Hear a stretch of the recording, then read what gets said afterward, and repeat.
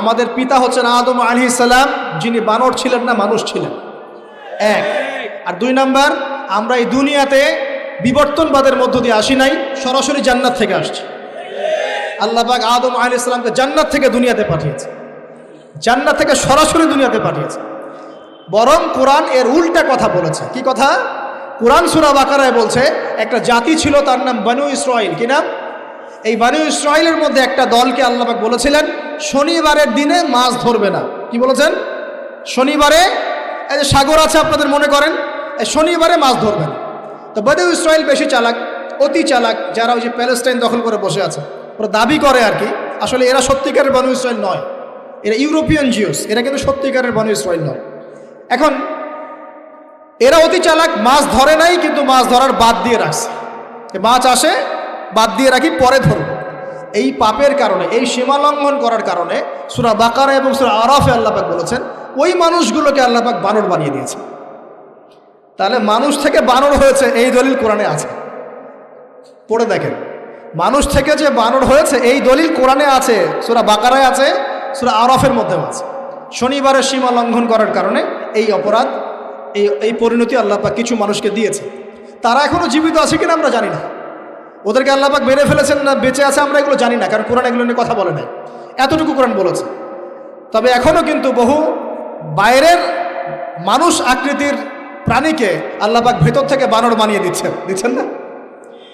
এটা নিয়ে একটা কথা বলতে চাই, সেটা হলো কিয়ামতের আগে আগে আরও কিছু মানুষকে আল্লাহ পাক কিন্তু শূকর এবং বানরে পরিণত করবে।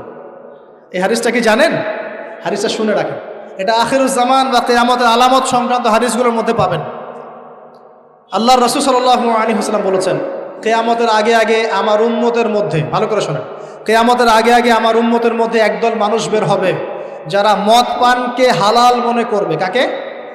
মদ পান করাকে হালাল মনে করবে। যারা বাদ্যযন্ত্র, গায়িকা, নায়িকা এগুলো নিয়ে নর্তকী নাচাবে রাতের বেলা, এগুলোকে হালাল মনে করবে।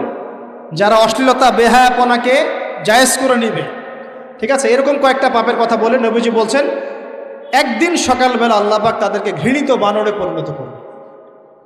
এটা হবে সামনে, কখন কিভাবে হবে আল্লাহ ভালো জানে। এবার আমি কনসেপ্টে চলে আসি। এই যে পৃথিবীতে নেমে আসলাম, তাহলে আমরা কোত্থেকে আসছি ভাই? আমরা কি পৃথিবীর অধিবাসী ছিলাম? আমরা জান্নাতে ছিলাম, ওখান থেকে আল্লাহ পাক পাঠিয়েছে। এবার পৃথিবীতে এসে আদম আলাইহিস সালামের যুগে খুব একটা দুর্ঘটনা ঘটে নাই, একটা ঘটেছে। কয়টা? একটা। ভাই হাবিলের কুরবানি কবুল হয়, কাবিলের অন্তর্দাহ হয়, জ্বালা হয়। কেন হাবিলেরটা কবুল হবে, কাবিলের কেন হচ্ছে না? এই হিংসার বশবর্তী হয়ে কাবিল হাবিলকে হত্যা করে ফেলে। হত্যা করে লাশটা দাফন করার পদ্ধতিও তার জানা ছিল না। আল্লাহ কাককে পাঠালেন, কাককে দেখে সে শিখল। প্রথম দুর্ঘটনা হচ্ছে হাবিল কাবিলের দুর্ঘটনা। বলে রাখি, আজকেও নিজের ভাইয়ের বেশে বহু কাবিল মুসলিম সমাজের মধ্যে ঘুরে বেড়ায়। নিজের ভাইয়ের লেবাসে, পোশাকে, সুরতেই বহু কাবিল এখনও কিন্তু মুসলিম সমাজে ঘুরে বেড়ায়। তো আমরা কাবিলদেরকে কাবিলের পরিণতি সম্পর্কে সচেতন করতে চাই। হাবিল বলেছিল তুমি যদি আমাকে মারতে আসো, আমি তোমাকে মারার জন্য হাত বাড়াবো না। হাবিল জান্নাতে যাবে আর কাবিল জাহান্নামে যাবে। কেন কাবিল জাহান্নামে যাবে? নবীজি বলেছেন পৃথিবীর প্রথম হত্যাকাণ্ড সংগঠিত করেছে কাবিল। এ কারণে পৃথিবীতে যত খুন হবে সমস্ত খুনের পাপের একটা অংশ কাবিলের আমল নামায় যোগ করা হবে। বলে নাউজুবিল্লাহ। একটা কথা মনে রাখবেন, সদকায়ে জারিয়া যেমন আছে, গুনাহে জারিয়াও আছে। একটা মদের দোকান দিয়েছেন, যত মানুষ মদ খাচ্ছে সমস্ত গুনার একটা অংশ আপনার কাঁধে আসছে। সিনেমা হল করেছেন, মানুষ সারাদিন নেকড়া ছবি দেখে, নগ্ন ছবি দেখে, যত মানুষ এখানে পাপ করবে সমস্ত পাপের একটা অংশ আপনার কাঁধে যাবে। আবার একটা মাদ্রাসা করেছেন, যত মানুষ এখানে দ্বীনি ইলম শিখবে এই নেকির একটা অংশ আপনি পাবেন ইনশাআল্লাহ। মরে গেলেও কবরে পাবেন ইনশাআল্লাহ। আল্লাহ পাক আমাদের সবাইকে সদকায়ে জারিয়া করার তৌফিক দেন, গুনাহে জারিয়া থেকে বাঁচিয়ে রাখুন। খুব খেয়াল রাখবেন, আল্লাহ পাক আমাদের হেফাজত করুন বলি আমি। এবার ওই যুগ শেষ, নূহ আলাইহিস সালামের যুগ। এই যুগে আল্লাহর একই সুন্নত।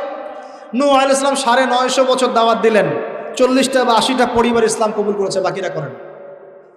যারা করে নাই আল্লাহ পাক তাদেরকে ডুবিয়ে মারলেন, যারা করেছে আল্লাহ পাক উদ্ধার করলেন। সোজা কথা, আজকে সারা পৃথিবীতে যত মানুষ আমরা বেঁচে আছি না, আমরা কোনো না কোনোভাবে ওই 80 পরিবারের সদস্য। আমরা ভাই ভাই বা আমরা ওই ফ্যামিলি, 80 ফ্যামিলির অন্তর্ভুক্ত। কীরকম করে? নূহ আলাইহিস সালামের 4 সন্তান ছিল। কয় সন্তান? এক সন্তানের নাম হচ্ছে হাম। কি নাম? হাম। হাম ছিল একটু কালো বর্ণের। হামকে দিয়ে আফ্রিকার কন্টিনেন্টে যত মানুষ দেখছেন ব্ল্যাক স্কিনের, কালো স্কিন, এরা সবাই হামের বংশধর। মজা না বিষয়টা? মানুষের অস্তিত্ব পৃথিবীতে, ইতিহাস, এগুলো খুব ইন্টারেস্টিং টপিক। ইতিহাস পড়তে থাকলে আপনি ডুবে যাবেন। কত কি যে বিশ্বে হয়েছে আর কত কিছু হবে সামনে, সুবহানাল্লাহ। তখন আপনার অস্তিত্ব জানান দিবে যে আমি কত ক্ষুদ্র, মহাবিশ্ব কত বড়, আল্লাহ কত বড়, কত সময় চলে গেছে আর আমি এই সময় কি করছি। এক ভাইয়ের নাম শাম। এই শামকে কেন্দ্র করে এই আরবের যে মানুষগুলো আছে, আরব, অ্যারাবিয়ান, এরা শামের বংশধর। আরেক ভাইয়ের নাম ইয়াফাস। কি নাম? ইয়াফাস। ইয়াফাসের বংশধর হচ্ছে পশ্চিমারা, মানে রোমক যারা, তারা। আরেক ভাইয়ের নাম ছিল কেনান। কি নাম? কেনান। এ ইমান নিয়ে আসে নাই, ওই যে প্লাবনে ডুবে মরে গেছে। মরে যাওয়ার পরে আদম আলাইহিস সালাম বলেছিল, আল্লাহ আমার পরিবারের অন্তর্ভুক্তকে মাফ করে দাও। আল্লাহ বলেছেন, লাইসা মিন আহলিক, সে তোমার পরিবারের কেউ না। নবীর সন্তান হয়েও, নবীর সন্তান হওয়ার পরেও ইমান না আনার কারণে সে জাহান্নামে গেছে। আর আমরা আর কি এমন মানুষ, অমুক আলেমের সন্তান, অমুক বক্তার সন্তান, হ্যাঁ, অমুক পীরের নবাবজাদা, অমুক তমুক, এইসব বড়াই করে লাভ নেই। আমল, আকীদা, ইমান যদি ঠিক না থাকে, আমাদের বংশ পরিচয় আমাদেরকে বাঁচাতে পারবে, আমাদের দেশ, জাতীয়তাবাদ, বর্ণ বাঁচাতে পারবে। যার যার কবরে তাকে তাকে যেতে হবে।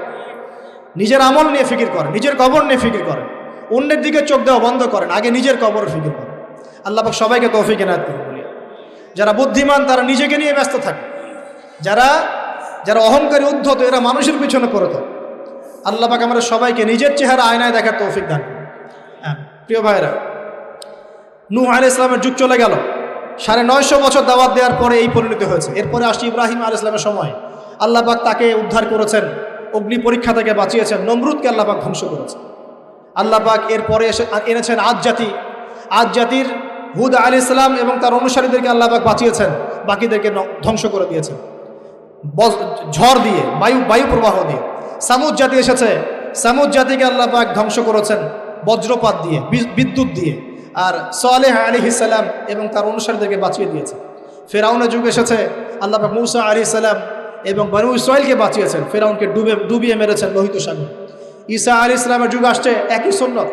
ঈসা আলাইহিস সালামকে আল্লাহ পাক শুধু রক্ষাই করেন নাই, নিজের কাছে উঠিয়ে নিয়েছেন। সুবহানাল্লাহ। তিনি আবারও আসবেন পৃথিবীতে ইনশাআল্লাহ। যতদিন না তিনি আসছেন এবং এই পৃথিবীতে 40 বছর রাজত্ব না করছেন, কিয়ামত হবে না ইনশাআল্লাহ।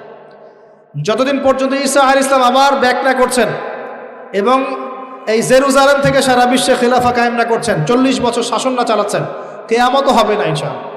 এটা সামনে অপেক্ষা করছে। এবং নবী সাল্লাল্লাহু আলাইহি ওয়াসাল্লামের যুগে আবু জাহেল, আবু লাহাব বা সাহেবাদেরকে আল্লাহ পাক ধ্বংস করেছেন, আল্লাহর নবী এবং সাহাবীদেরকে আল্লাহ পাক সম্মানিত করেছেন। আপনি কি পুরো হিস্ট্রির মধ্যে একটা সুন্নত দেখতে পাচ্ছেন, কমন সুন্নত? কি সুন্নত? প্রত্যেক যুগে যুগে যারাই আল্লাহর ওই যে বিধান মেনে চলেছে, সমকালীন নবী রাসূলদের আনুগত্য করেছে, আল্লাহ পাকের আনুগত্য করেছে, আল্লাহ পাক তাদেরকে উদ্ধার করেছেন দুনিয়াতেও পরকালে। প্রত্যেক যুগে যুগে যারাই আল্লাহকে মানে নাই, রাসূলকে মানে নাই, আল্লাহর আসমানি কিতাবকে মানে নাই, বিরুদ্ধাচরণ করেছে, কুফরি করেছে, শিরক করেছে, আল্লাহ পাক সবাইকে ধ্বংস করে দিয়েছেন, কারো কোনো পরোয়া করে। এই সিলসিলা আজও অব্যাহত আছে, আগামীতেও থাকবে ইনশাআল্লাহ।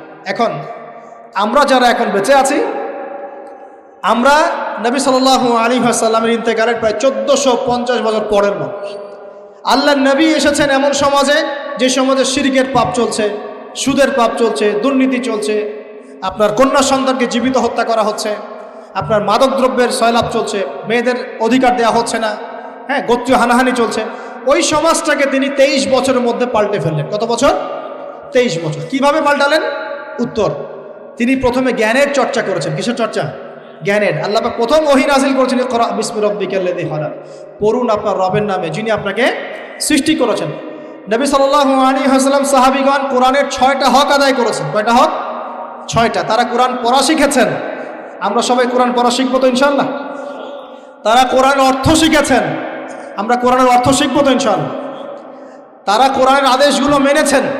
আমরা কোরআনের সব আদেশ মানবো তো ইনশাআল্লাহ? তারা কোরআনের সমস্ত নিষেধগুলো বর্জন করেছেন। আমরা নিষেধ বর্জন করবো তো ইনশাআল্লাহ? তারা কোরআনের দাওয়াত মানুষের কাছে পৌঁছে দিয়েছেন। আমরা কোরআনের দাওয়াত দিব তো ইনশাআল্লাহ। এবং 6 নাম্বার, তারা কোরআনের বিধানগুলোকে বাস্তবায়ন করেছে। আমরাও বাস্তবায়নের চেষ্টা করবো তো ইনশাআল্লাহ। এই 6টা হক আদায়ের ফলে 23 বছরের ব্যবধানে জাহেলি মক্কা একদম সোনালী মক্কায় পরিণত হয়েছে। 23 বছর পরের মক্কায় আপনি কোনো সুদ পাবেন, কোনো শিরক পাবেন, কোনো মূর্তি পূজা পাবেন, কোনো মেয়ের অপমাননা পাবেন, কোনো জেনা, কোনো ব্যভিচার, কোনো ধর্ষণ, কিচ্ছু পাবেন? 23 বছর পরের মক্কায় কোনো পাপ পাবেন না। কিভাবে সমাজ পরিবর্তন হলো? এই কোরআনের হক আদায়ের মধ্য দিয়ে হয়েছে, নবীর সুন্নাত প্রতিষ্ঠার মধ্য দিয়ে হয়েছে। এরপর কি থেমে গিয়েছিল? উত্তর না। এরপর আবু বকর সিদ্দিকের যুগ এসেছে, প্রায় 2 থেকে আড়াই বছর তিনি শাসন কার্য চালিয়েছেন। ওই যুগে কি মানুষ আবার খারাপ হয়ে গিয়েছিল? উত্তর না, বরং ইসলাম আরও বেগবান হয়েছে আলহামদুলিল্লাহ। এরপর এসেছে ওমর রাদিয়াল্লাহু আনহুর যুগ। কত বছর? প্রায় 10 বছর। কত বছর? 10 বছর। এই 10 বছরে কি মুসলিমরা আবার খারাপ হয়ে গিয়েছিল? ওমর রাদিয়াল্লাহু আনহুর কোর্টের মধ্যে কি প্রতিদিন কেস আসতো? সারা বছরে একটা কেসও আসতো না। মানুষ এত ভালো ছিল, সারা বছরে একটা কেসও আসতো না। বরং যারা রাষ্ট্রীয় পর্যায়ে দায়িত্বশীল ছিল তারা এসে বলতো যে আমাদের ভাতাগুলো বন্ধ করে দেন, বসে বসে বেতন নিব কেন, কোনো তো কেসই আসে না, বসে থাকবো কেন? এরকম সমাজ ছিল। একজন ব্যক্তি খুঁজে পাওয়া যেত না যে নামাজ পড়ে না, একজন মুসলিম পাওয়া যেত না যে জাকাত দেয় না সামর্থ্য থাকলে, এমন মুসলিম খুঁজে পাওয়া যেত না যে কোরআন পড়তে জানে না, হাদিসের চর্চা করে না, যে দাওয়াতি কাজ করে না, যে আল্লাহর পথে দাওয়াত এবং জিহাদে আত্মনিয়োগ করে না, এমন মুসলিমই খুঁজে পাওয়া যেত। এরপরে আসলো উসমান রাদিয়াল্লাহু আনহুর যুগ। ওই যুগে ফিতনা শেষের দিকে সৃষ্টি হওয়া শুরু হল। কোন বিষয়কে কেন্দ্র করে? কোরআন সংকলনকে কেন্দ্র করে ফিতনা সৃষ্টি হল। আতাতায়ীদের, বিদ্রোহীদের হাতে উসমান রাদিয়াল্লাহু আনহুকে নির্মমভাবে শাহাদাত বরণ করতে হয়েছে। তিনি প্রায় 12 বছর শাসন কার্য চালিয়েছেন। ইসলাম আরও এগিয়ে গেছে। এরপর এসেছে আলী রাদিয়াল্লাহু আনহুর যুগ। আলী রাদিয়াল্লাহু আনহুর খেলাফতে ওই উসমান রাদিয়াল্লাহু আনহুর ঘটনাকে কেন্দ্র করে, হত্যাকাণ্ডকে কেন্দ্র করে মুয়াবিয়া রাদিয়াল্লাহু আনহু এবং আলী রাদিয়াল্লাহু আনহুর মাঝখানে একটা ব্যাটল, একটা যুদ্ধ হয়ে গেছে। এর নাম হলো সিফফিনের যুদ্ধ। কিসের যুদ্ধ? সিফফিন।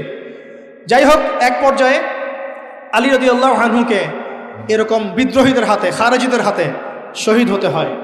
বলেন ইন্না লিল্লাহি ওয়া ইন্না ইলাইহি রাজিউন। তারপরে হাসান রাদিয়াল্লাহু আনহু অল্প কয়েকদিন শাসন কার্য চালান।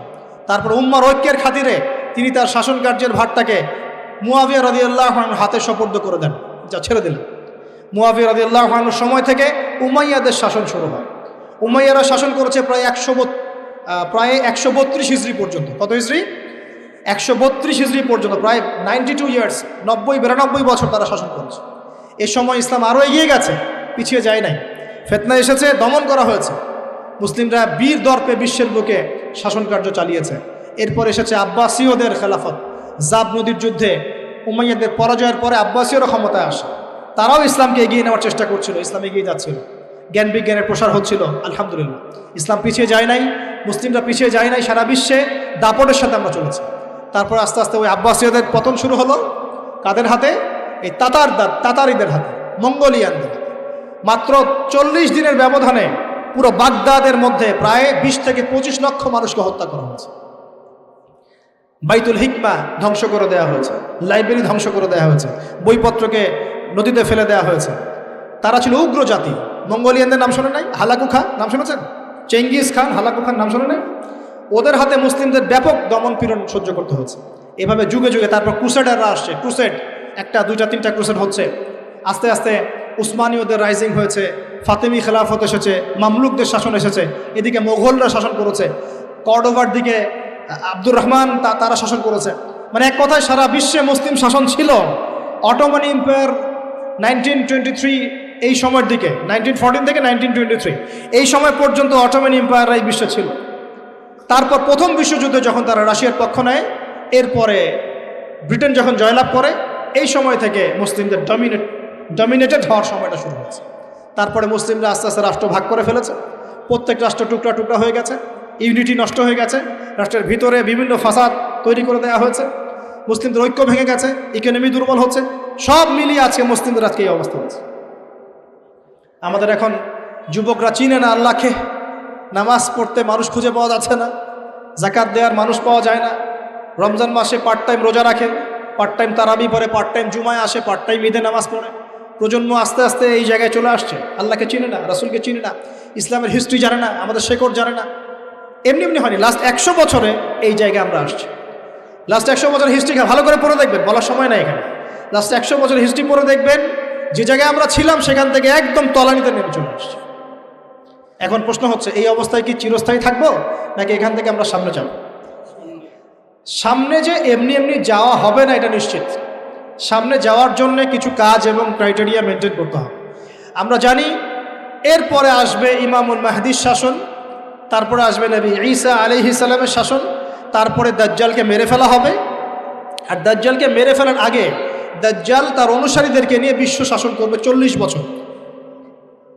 40 বছর না, 40 দিন। 40 দিন। প্রথম দিন হবে 1 বছরের সমান, দ্বিতীয় দিন হচ্ছে 1 মাস, তৃতীয় দিন 1 সপ্তাহের সমান। তারপরে দিনগুলো আমাদের দিনের মতোই। এরপর ঈসা আলাইহিস সালামের আগমনের মধ্য দিয়ে তার ধ্বংস হবে। এরপর ইয়াজুজ আর মাজুজ বের হবে। ইয়াজুজ আর মাজুজ খুব হিংস্র হবে, তাদেরকে হত্যা করার ক্ষমতা মুসলিমরা থাকবে না। মুসলিমরা তুর পাহাড়ে আশ্রয় নেবে। আল্লাহ পাকের গজবে তাদের ঘাড়ের মধ্যে একটা ভাইরাস জন্ম নেবে, এতে তারা মারা যাবে।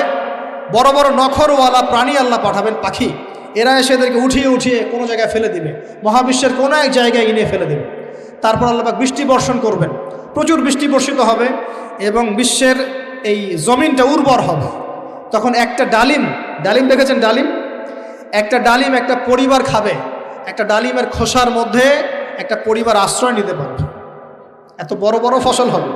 40 বছর ঈসা আলাইহিস সালাম এই বিশ্বকে শাসন করবে ন্যায়ের ভিত্তিতে, আদালতের ভিত্তিতে। ঘাটে মহিষে 1 ঘাটে পানি খাবে, বাঘে মহিষে 1 ঘাটে পানি খাবে, কেউ কারো উপর জুলুম করবে না।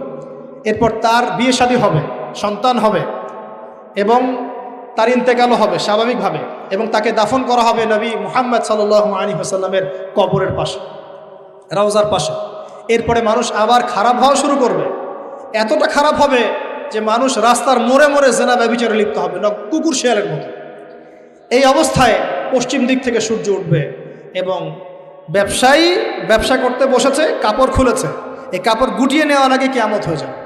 একজন ব্যক্তি পানির বোতল খুলেছে, পানি মুখে দেওয়ার আগেই কিয়ামত হয়ে যাবে। একজন ব্যক্তি বাসা থেকে বের হয়েছে, বাসায় ফেরত যাওয়ার আগে কিয়ামত হয়ে যাবে।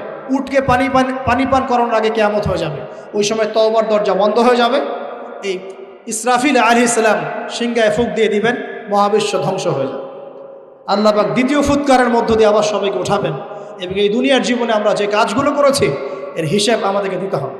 সেদিন যদি আমরা আল্লাহর কাছে প্রত্যেকটা কাজের হিসাব দিতে পারি, কোরআন সুন্নাহর উপর থাকতে পারি, আল্লাহর বিধিবিধান মেনে চলতে পারি, এই কারাগারের জীবনে আল্লাহর বিধান মেনে চলতে পারি, ইনশাল্লাহ যেই জান্নাত থেকে আসছি আবার সেখানে ফিরে যাবো। আর যদি ওই দিন আমরা হিসাব দিতে ব্যর্থ হই, আল্লাহ না করুক, তাহলে ওই ইবলিসের সাথে, তার অনুসারীদের সাথে আমাদের সবাইকে জাহান্নামে থাকতে হবে বলে না। এভাবে হিস্ট্রি শুরু হয়েছে, হিস্ট্রি শেষ হবে। এই দুনিয়া চিরস্থায়ী হবে না, আর আমাদের অবস্থা এমন থাকবে না। এখন শেষ কথা হচ্ছে, এই অবস্থা থেকে উত্তরণের জন্য আমাদের কি করণীয় হচ্ছে? উত্তর, আমাদের প্রথম দরকার জ্ঞান চর্চা। কি দরকার ভাই?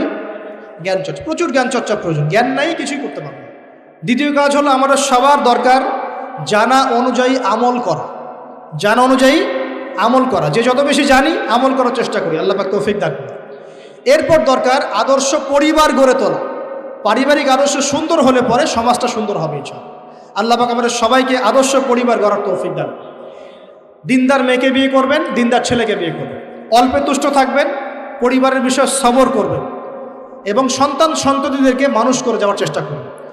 এরপর দরকার আমাদের হালাল রিজিক। সবাই যদি হালাল রিজিকে সন্তুষ্ট থাকি, সমাজের মধ্য থেকে অন্যায় এমনি অটোমেটিক কমে যাবে ইনশাআল্লাহ। প্রত্যেকটা কাজ করার আগে চিন্তা করব কিভাবে করলে হালাল হবে, কিভাবে করলে হারাম হবে। এরপর দরকার নবী সাল্লাল্লাহু আলাইহি ওয়াসাল্লামের সুন্নাহ মাফিক জীবন গড়া। 24 ঘন্টার দিন রাতে যে কাজগুলো আছে, এই কাজগুলোকে নবীর সুন্নত অনুযায়ী করার চেষ্টা করব, আল্লাহ পাক তৌফিক দান করুন বলি। আরও দরকার আমর বিল মারুফের কাজ করা, মানে সৎ কাজে আদেশ করা। আমাদের সবাইকেই দাওয়াতি কাজ করতে হবে। একজন দুজন করবে, বাকিরা করবে না এমন নয়, সবাইকেই পার্ট টাইম হলেও দাওয়াতি কাজ করতে হবে। নামাজ আপনি পড়ছেন, নামাজের দাওয়াত দেন। আপনি জাকাত দিচ্ছেন, জাকাতের দাওয়াত দেন। আপনি রমজান মাসে রোজা রাখছেন, অন্য ভাইকেও রোজা রাখতে উৎসাহিত করেন। আপনি সুদ খাচ্ছেন না, অন্য ভাইকেও নিষেধ করেন, ভাই আপনিও খায় না। আমি যা করি সেটা আপনি অবশ্যই প্রচার করবেন, আপনি যা করেন সেটা আপনি প্রচার করবেন, যা করেন না সেটা বলতে যাওয়ার দরকার নেই। তবে হ্যাঁ, আমলের কথা আপনি বলতেই পারেন। যদি আপনি তাহাজ্জুদ নিয়মিত পড়তে নাও পারেন, মানুষকে আপনি বলতে পারবেন তাহাজ্জুদ নামাজ পড়েন, তাহাজ্জুদ নামাজ পড়া ভালো। ইনশাআল্লাহ আস্তে আস্তে আপনি নিজেও আমল করার চেষ্টা করবেন, আল্লাহ পাক তৌফিক দান। আমর বিল মারুফ, সৎ কাজে আদেশ করতে হবে। আরেকটা হচ্ছে অসৎ কাজে নিষেধ করতে হবে। সৎ কাজে শুধু আদেশ করলেই হয় না, অসৎ কাজেও কি করতে হয়? নিষেধ করতে হয়। মনে রাখবেন, শুধু সৎ কাজে আদেশ করলেই জীবনেও কোনোদিন আপনার উপর কোনো বালা মুসিবত, বিপদ আপদ, গালি তহমত আসবে না। যখন আপনি সৎ কাজে আদেশের সাথে সাথে অসৎ কাজেও নিষেধ করা শুরু করবেন, তখন চতুর্দিক থেকে আপনার উপরে বাধা আসা শুরু হবে। এটাই সুন্নত। তবে এটা নবীর সুন্নত। আল্লাহ পাক বলছেন, কুনতুম খায়রা উম্মাহ উখরিজাত লিন-নাস তা'মুরুনা বিল মা'রুফ ওয়া তানহাউনা আনিল মুনকার ওয়া তু'মিনুনা বিল্লাহ। আর আমাদের দায়িত্ব হচ্ছে পরবর্তী প্রজন্মকে মানুষ করে যাওয়া, নিজেদের জানমাল সময় শ্রম দিয়ে আল্লাহর জমিনে আল্লাহর দিনটাকে প্রচার করা, প্রসার করা, প্রতিষ্ঠার চেষ্টা করা, এবং চরমপন্থী না হওয়া, আবার গোলালু মার্কা শৈথিলতাবাদীও না হওয়া, মধ্যমপন্থী থাকা, নিজের দায়িত্ব পালন করা, অন্যকে দিনের দিকে ডাকা, আমাদের ঊর্ধ্বতন কর্তৃপক্ষ যারা থাকবে সবার সামনে ইসলামটাকে যুগোপযোগীভাবে সত্য মিথ্যাকে স্পষ্ট করে দিয়ে উপস্থাপন করা। তারা যদি কবুল করে আলহামদুলিল্লাহ, যদি নাও করে তাদের দায়িত্ব তাদের, আমাদের দায়িত্ব আমাদের। That's all. আল্লাহ রাব্বুল আলামিন আমাদের সবাইকে কুরআন সুন্নাহ মাফিক জীবন করার তৌফিক দান করুন, বলি আমিন। আমাদের সবাইকে আল্লাহ পাক পুরো ওয়ার্ল্ড হিস্ট্রি পড়ার তৌফিক দান করুন, কোরআনের জ্ঞানী হওয়ার তৌফিক দেখ, এর অর্থ বোঝার তৌফিক দান করুন, নবীর সুন্নাহ মাফিক জীবন করার তৌফিক দান করুন, হালাল খাওয়ার তৌফিক দেখ, আদর্শ পরিবার গড়ার তৌফিক দান করুন, এবং দিন ইসলামকে বিজয়ী করার জন্য আমাদের জানমাল সময় শ্রম ব্যয় করে আল্লাহর পথে কাজ করার তৌফিক এনায়েত করুন। সকলেই বলে আমিন। আকুলু কাওলি হাযা আস্তাগফিরুল্লাহ লি ওয়া লাকুম ওয়া লিসাইরিল মুসলিমিন।